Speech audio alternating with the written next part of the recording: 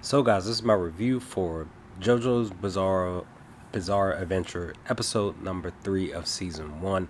And with that, let's dive right into it. This was like the best image that I could pick out of the entire episode. There were other images, but this was the best that kind of pit both of them facing each other, camera angle wise. But I enjoyed this episode, guys. The So the premise of the plot for season 1, from what I could tell, is just that Dio has a hatred for for JoJo. Now JoJo. If I remember correctly in my review from episode 2, is that even though JoJo is from a higher rank class than Dio is, Dio still felt like JoJo was beneath him, which is very interesting. So, because basically, Dio is coming from, like from the basically from the slums, and he was adopted into this family. And Dio still looks, he views JoJo as being lower than him. I just find that very, very interesting. But as I saw in this episode, also with the introduction, that's actually Speedwagon there. His hair is below the image. We see that JoJo, and that's the thing they were hinting at it. JoJo was, and even I was saying, like, don't believe him. Like, JoJo was talking to, Dio was talking to JoJo about, he was trying to manipulate him again, and basically using his kindness for weakness. That's the thing that Dio is doing here throughout, through the portion of this episode. He's using, and even I want to say, because JoJo gets this compassion for other people, which I connect with, because that's how I am, because I personally care about human beings as a whole. Dio's using the compassionate side, the sympathy side, the empathy side, all of that from JoJo and his father's perspective. He's using that for his advantage, and he tries to do that here in episode 3. Has some success in doing so, but per everything that occurred, we see that Dio uses the mask on himself after their father finds out the truth, because Speedwagon he helps JoJo see through and look past the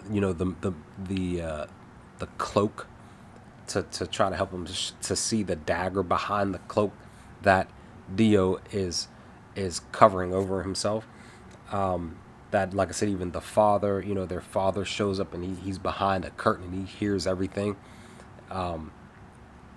We see that, and that sucks too, that JoJo's father dies at the hands of Dio prior to him using the mask on himself to turn himself into a vampire. We see that JoJo's father gets killed because he sacrifices himself. He jumps in front of the blade, because, like I said, Dio, they're hinting at him using this knife on JoJo earlier on in the episode. And the writing, like the writing here in episode 3 was just really, really good. Really, really enjoyed this episode, and it just sucks that like I said, JoJo's dad gets killed in the process. But then just blood and guts and gore throughout this episode, right? Blood and guts and gore throughout this episode, and then we also see that because Dio kills one of the police officers that he touched, they transform into a into basically a lower ranked vampire, and they're going after basically going after Speedwagon, but JoJo saves him.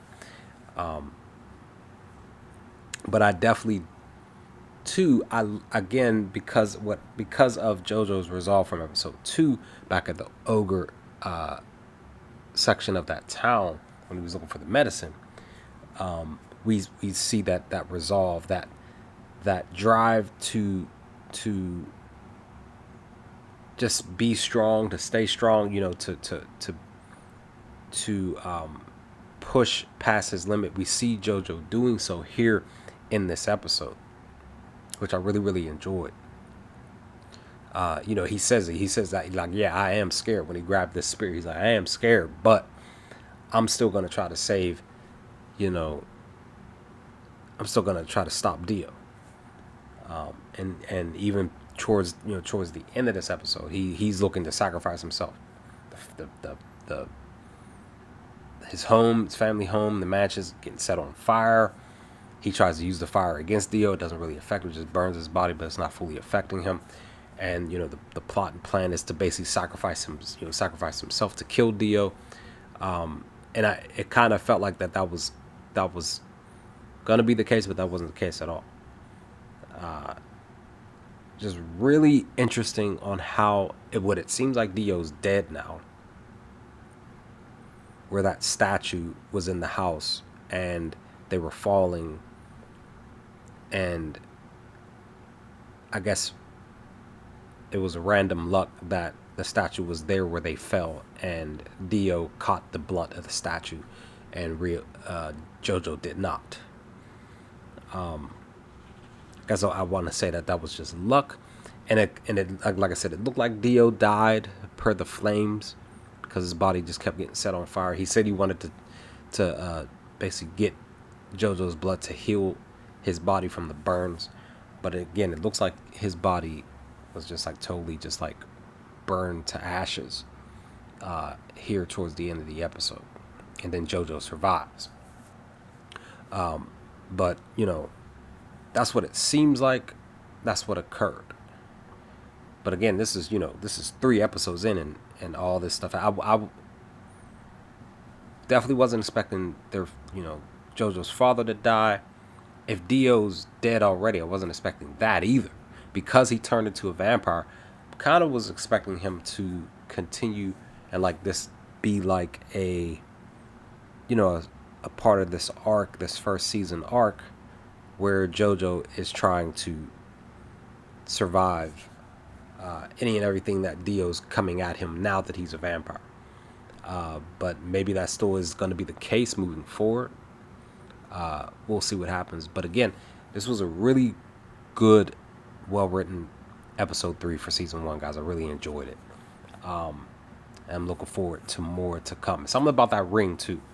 I'm curious about that ring, because the whole story about the father and Dio's dad and the ring and all of that, like that was just, I was just blown away. Like literally that compassion towards other human beings, like what his father did for Dio's dad, like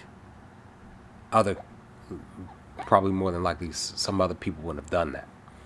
We see where we see where JoJo gets that personality from. That's from his father. So, but again, I really enjoyed episode 3. What did y'all think of episode 3 of season 1 when you first had to watch it for the first time? Leave some comments in the comment section below, guys. Let's talk about some things. But with that, guys, I'll hopefully talk to y'all next time with more JoJo's Bizarre Adventure videos. Peace, guys.